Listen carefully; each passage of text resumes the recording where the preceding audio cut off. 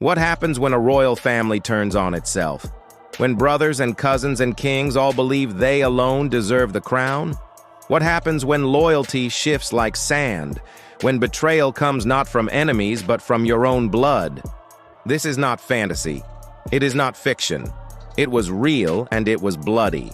Before Game of Thrones, there was the Wars of the Roses, England's answer to the Targaryens and Lannisters. Over 30 years, the throne was soaked in blood as two royal houses, Lancaster and York, fought to claim the crown.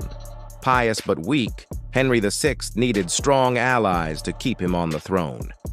Enter Margaret of Anjou, a fierce queen who raised armies to protect her son's birthright. But her greatest enemy was not a king, but a duke, Richard of York, a man with royal blood and an undeniable claim to the throne. And so began the Wars of the Roses. Red Rose versus White Rose, Lancaster versus York. Over the next few decades, the crown would pass violently back and forth between the two houses. Brothers would fight against brothers. Kings would be crowned and uncrowned. Betrayal and murder would become commonplace.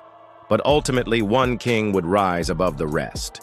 Meet Henry Tudor. He had a weak claim to the throne, but he had something else: ambition. And when Richard III stood in his way, he challenged him to a battle at Bosworth Field. There, Richard fought bravely, but he was killed in the battle. Henry Tudor took the throne as Henry VII. The Wars of the Roses were over. So I'll ask you this: which rose would you have chosen?